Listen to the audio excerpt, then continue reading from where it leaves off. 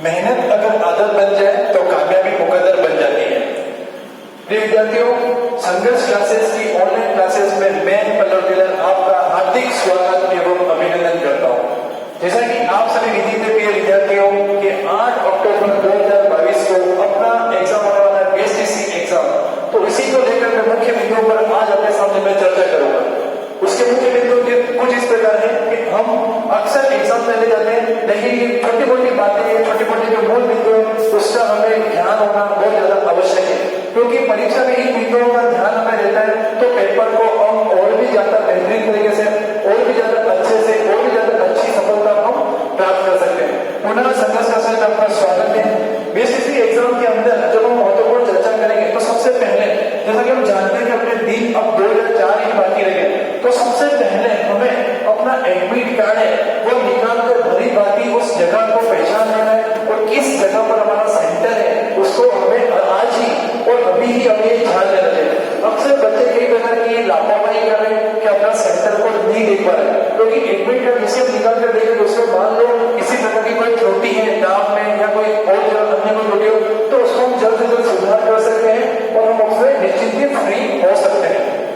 दूसरा, अब admit card की हम बात हम कर रहे हैं तो उसके अंदर हम देखते हैं कि हम पहली बार जब एग्जाम में बैठने जा रहे हैं तो हमें क्या क्या आईडी प्रूफ को लेकर जाना है। तो आपको कोई भी फोटो पहचान युक्त तो एक आईडी फोटो को लेकर जाना है। जैसे आप आधार कार्ड है, लाइसेंस है जिसमें आपका फोटो है, दोस्तों आप उसमें लेकर जा सकते हैं ताकि आप वहां पर अपना जो एंट्री है वो निश्चित हो जाएगी। दूसरा, अगला उसमें मिल जाएगा कि इस एडमिट कार्ड में जब आप परीक्षा देने बैठोगे तो उसमें आपको कौन सा पेन यूज करना है। तो आपको उसके अंदर दो ही पेन यूज करना है, ब्लैक प्लस ब्लू। या तो आपको ब्लैक कलर का पेन लेके जाना है और दूसरा ब्लू कलर का पेन लेकर ही जाना है, अन्यथा कोई भी पेन लेकर नहीं जाना है, वो भी पारदर्शी हो उसको पेन को ही आपको लेकर पहुंचना है। एग्जाम देने के पूर्व आपको 1 घंटा पहले आपके एग्जाम सेंटर पर पहुंच जाना है। वहां पर रोल नंबर देखकर वो निश्चित हो जाना कि मेरी जो एंट्रेंस है, जो मेरा एग्जाम इसी महाविद्यालय या विद्यालय के अंदर है, और आपको वह निश्चित हो जाना है। किसी भी प्रकार का कोई भी गैजेट या कोई भी इलेक्ट्रॉनिक डिवाइस आपको परीक्षा में नहीं ले जाना, वह वंचित है। तो ये थी मुख्य बातें जो मैंने बोला नहीं। उसी प्रकार मैं एडमिट कार्ड के साथ में कुछ महत्वपूर्ण बिंदु पर चर्चा कर रहा हूँ आपके साथ में कि अब आपको अंतिम दिनों में क्या करना है, कि अब आपको किसी भी प्रकार का कोई भी प्रेशर या कोई भी किसी प्रकार का लोड नहीं लेना। मुझे लग रहा है कि जितना भी आपने पढ़ा है काफी है, आपको बहुत अच्छे से आ रहा है, आपने अच्छे से तैयारी की है, क्लासेस के नोट्स वगैरह आपको अच्छे से देखना है, उन्हीं के 2 बार रिविजन करना है। चाहे आप मेंटल एबिलिटी वाले क्वेश्चन है, चाहे वो साइकोलॉजी वाले क्वेश्चन है, चाहे वो राजस्थान जी की हो, चाहे वो हिंदी हो, चाहे वो राजनीति विज्ञान हो, हर कोई टॉपिक को आपने अच्छे से अध्ययन कर लिया है, आपको आ रहा है और आपको निश्चित होकर सफलतापूर्वक जाना। और मैं कहूंगा कि आपको निश्चित ही सफल करेगा। दूसरी बात, किसी भी बच्चे को किसी प्रकार का देखना नहीं है कि उसने इतना सारा ज्यादा पढ़ लिया है या वो रोज किताब पढ़ के आया है या उसने कोई वहां के नोट्स पढ़े, इन चीजों में कोई भी अपने को ध्यान देना नहीं और कोई भी ऐसा कोई नकारात्मक भावना अपने अंदर अंतिम दिनों में यहाँ तक लानी नहीं है।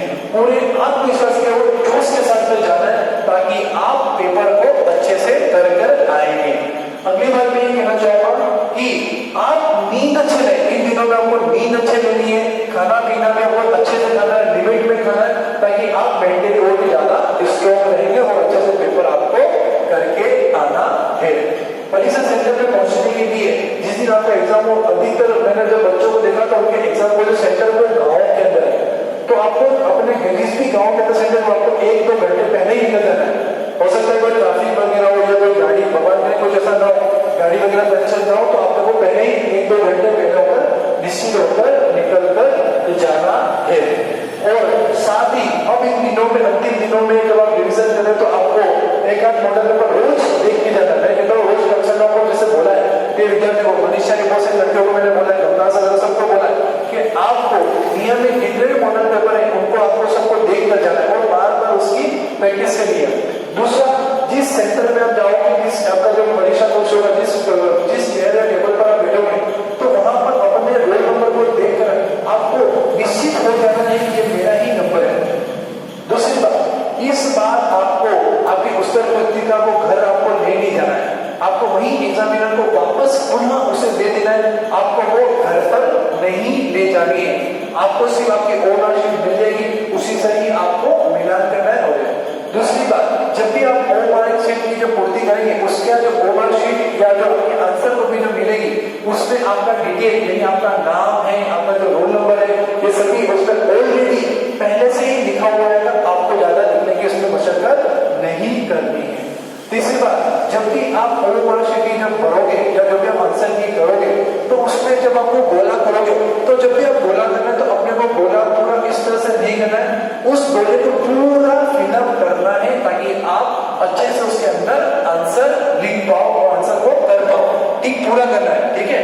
जल्दबाजी में अब हमें जब भी पेपर सोल्व में स्टार्ट करोगे, तो एक बार कई बच्चे क्या करते हैं कि पुनः पहले सारे एग्जाम को पहले पेपर में टिक कर देते और फिर वो उसके अंदर ओवरऑल शीट में लिखने की कोशिश करते हैं। लेकिन हमें ऐसा नहीं करना है। आपको पहले पेपर को पढ़ लेना है, क्वेश्चन अच्छे से आ रहा है, जो भी आ रहा है उसको एक बार अच्छे से पढ़ लेना है, इसको ये क्वेश्चन उसको तुरंत के तुरंत उसको फिलअप कर देना है। तो इस तरह से आपको दूसरी बार के अंदर जो नहीं आ रहा है, सोचने के लिए आपको 10 सेकंड, 5 सेकंड, 15 सेकंड टाइम है।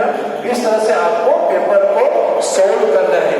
ये विद्यार्थियों, ये कुछ ऐसी महत्वपूर्ण बातें थी।